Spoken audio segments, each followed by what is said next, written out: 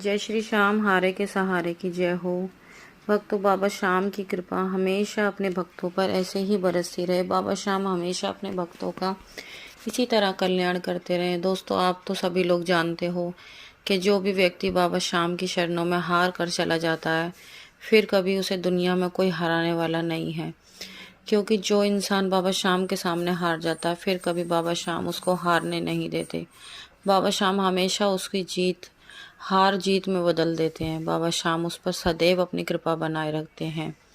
दोस्तों, आज ऐसे ही एक व्यक्ति की कहानी आप लोगों के साथ शेयर करने जा रही हूँ, जिसे सुनकर आप सभी के रोंगटे खड़े हो जाएंगे। कहानी को अंत तक ज़रूर सुनना। अगर पसंद आए तो कमेंट बॉक्स में जय श्री श्याम लिखना बिल्कुल भी ना भूलें, और उस वीडियो को ज़्यादा से ज़्यादा शेयर करें ताकि ज़्यादा से ज़्यादा लोग बाबा श्याम से जुड़ सकें, बाबा श्याम पर विश्वास करें ताकि उनके साथ भी चमत्कार हो, बाबा श्याम उनका भी कल्याण करें। साथ ही साथ हमारे चैनल को सब्सक्राइब कर बेल आइकन को प्रेस करना बिल्कुल ना भूलें ताकि आने वाले वीडियो सबसे पहले आप तक पहुंचे। तो चलिए, ज़्यादा देर ना करते हुए वीडियो को शुरू करते हैं। शुरू करने से पहले सभी भक्तों को जय श्री श्याम। दोस्तों, आज की जो कहानी रहने वाली है वो बीकानेर की रहने वाली सुनीता जी की है। सुनीता जी बताती हैं कि वे बीकानेर में रहती हैं। उनकी 2 बेटियां हैं और उनके बेटे नहीं हैं, सिर्फ 2 बेटियां हैं और छोटा सा उनका घर है। और उनके हस्बैंड जो हैं वो एक कपड़े की शॉप पर काम करते हैं। अच्छा खासा उनका परिवार ठीक से चल रहा है। और उनकी जो लड़कियां हैं वह पढ़ाई वगैरह भी कर रही हैं। लड़कियां दोनों समझदार हैं, शादी लायक हैं। अब जब लड़कियां बड़ी हो जाती हैं, हर व्यक्ति को यही चिंता सताने लग जाती है कि उसकी शादी करनी है। खासकर मिडिल क्लास वाले लोग जो होते हैं, जब लड़की धीरे धीरे बड़ी होने लग जाती है, सभी इंसानों को अपनी बेटी की शादी की चिंता सताने लग जाती है। जब आपको पता होता है कि आपकी आर्थिक स्थिति सही नहीं है। क्योंकि सुनीता जी जो हैं, उनके जो हस्बैंड हैं वो एक कपड़े की शॉप पर काम करते हैं। उनका कोई बेटा भी नहीं है जो उन्हें थोड़ा बहुत सहारा लगा सके। अब बेटियां हैं, बेटियां पढ़ाई कर रही हैं।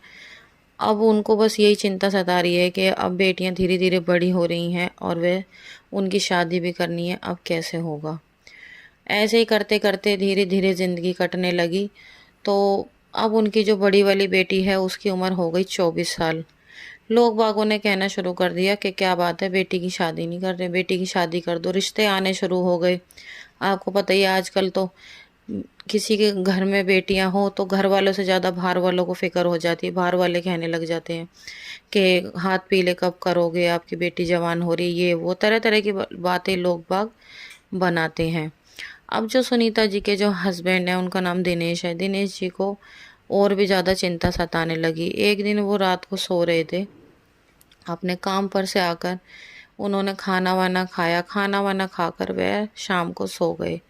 सोने के बाद रात को ही अचानक से सुनीता जी की आंख खुलती हैं। सुनीता जी देखती हैं कि दिनेश जी बेड से नीचे गिरे हुए हैं और वो एकदम से घबरा जाती हैं और चिल्लाती हैं, और क्या हुआ। एकदम से उनकी दोनों बेटियां भी उठकर खड़ी हो जाती हैं।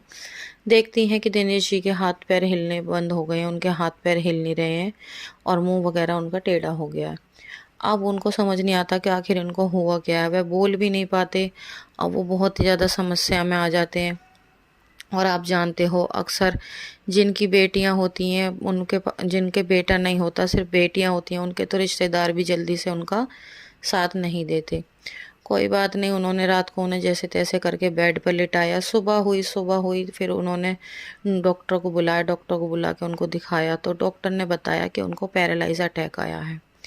सुनीता जी के तो जैसे मानो जैसे पैरों के नीचे से धरती निकल गई। अब उनका दिमाग और ज़्यादा यूँ ख़राब कि अब वे क्या करेंगी तो क्या करेंगी। एक तो उनके बेटा नहीं, दोनों बेटियां हैं, ऊपर से उनके एक ही हस्बैंड कमाने वाले। अब उनकी भी तबीयत बिगड़ गई। अब वे क्या करेंगी।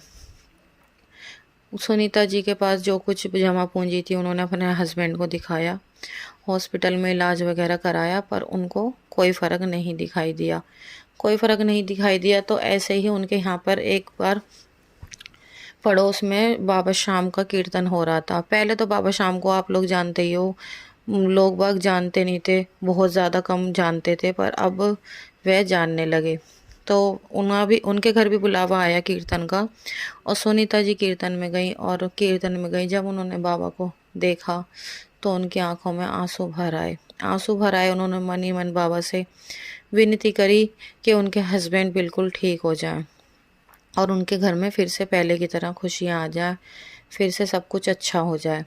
फिर 2-3 लेडीज़ ऐसी बातें कर रही थी, उन्होंने ही बाबा के बारे में बताया कि बाबा बाबा के दरबार जाओ, ऐसे बाबा चमत्कार करते हैं, बाबा वैसे चमत्कार करते हैं।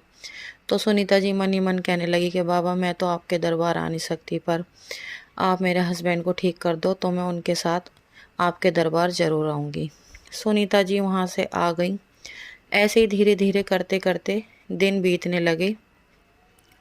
तो सुनीता जी उनका सरकारी अस्पताल से इलाज करा रही थी। अभी कुछ ज़्यादा फ़र्क नहीं था, लेकिन जैसे ही वो कीर्तन से आई और आने के बाद कुछ दिनों बाद ही देखती हैं, 3-4 दिन बाद ही हल्का हल्का उनको उनके हस्बैंड के हाथों में मूवमेंट नज़र आता है। वह हाथ और पैरों को हल्का हल्का हिलाना शुरू करते हैं और उनका जो मुंह टेढ़ा हो रहा था, मुंह भी थोड़ा सा ठीक होने लग रहा है। तो सुनीता जी बहुत ज़्यादा खुश होती हैं। वो अपनी बेटी को बुलाती हैं कि देखो तुम्हारे पापा के हाथ हिल रहे हैं, अब वो पापा थोड़ा थोड़ा ठीक हो रहे हैं। ऐसे करते करते दिन बीतने गए और हर थोड़ा थोड़ा करके उनके बॉडी में मूवमेंट होने लगा। अब आई होली। होली अभी ये वाली जो होली गई है 14 मार्च को, जो होली गई 14 मार्च जो 2025 को, हर इंसान को खुशी होती है कि जब कोई त्यौहार आता है उनके घर में सब कुछ कुशल मंगल रहे। तो जैसे जैसे होली नज़दीक आने लगी, सुनीता जी बाबा से बस रोज़, बाबा से जैसे जैसे उनकी बॉडी में मूवमेंट होने लगा, बस बाबा से रोज़ यही कहती थी, हे बाबा अब होली भी नज़दीक आ ली, इनको पूरी तरह ठीक कर दो, कैसे होगा, सबके घर में खुशियाँ हैं, हमारे घर में वापस खुशियाँ भर दो बाबा।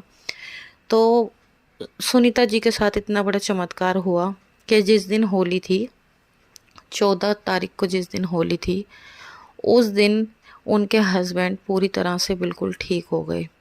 वे बोलने लगे और वो एकदम से उठकर खड़े हो गए, चलने लगे। सुनीता जी एकदम से देखकर हैरान, उनकी आंखें फटी की फटी रह गई। उनकी दोनों बेटियां कहने लगी, पापा ये कैसे हुआ, पापा आप कैसे ठीक हो गए। तो उन्होंने कहा कि मैं सो रहा था, शाम रात को मेरे सपने में एक आदमी आया जिसकी बड़ी बड़ी मूछें थी और उसने कहा कि चल उठ खड़ा हो। उसने मेरा हाथ पकड़ा और मैं उठ के चल दिया। तो सुनीता जी समझ गई। सुनीता जी ने जब भी कहा वो कोई और नहीं, वो मेरे बाबा श्याम थे। और उस दिन वो इतनी रोई, फूट फूट कर बहुत ज़्यादा रोई। और उस दिन से उन्होंने बाबा श्याम को ऐसा मानना शुरू करा। वह कहने लगी, मैं बाबा श्याम को मान गई। आज तक मैंने इतने भगवानों को पूजा, इतनी पूजा अर्चना करी, पर ऐसा चमत्कार मैंने कहीं नहीं देखा। मैंने बाबा श्याम से अभी विनती करी थी, बाबा श्याम ने इतनी जल्दी मेरे हस्बैंड को ठीक कर दिया। और आज सुनीता जी के हस्बैंड बिल्कुल ठीक हैं। सुनीता जी बताती हैं, बाबा श्याम से जो भी विनती करो वो ज़रूर पूरी होती हैं। और अभी हाल ही में जो अप्रैल में एकादशी आएगी, सुनीता जी उस पर अपने हस्बैंड के साथ बाबा श्याम के दरबार दर्शनों के लिए जाएंगी। तो आज की सत्य कहानी यहीं पर ख़त्म होती है। कैसी लगी बताना ज़रूर, और साथ ही साथ हमारे चैनल को सब्सक्राइब करना बिल्कुल भी ना भूलें। आज की ये सत्य घटना यहीं पर ख़त्म होती है। मिलते हैं एक और नई कहानी के साथ। जब तक के लिए सभी भक्तों को जय श्री श्याम।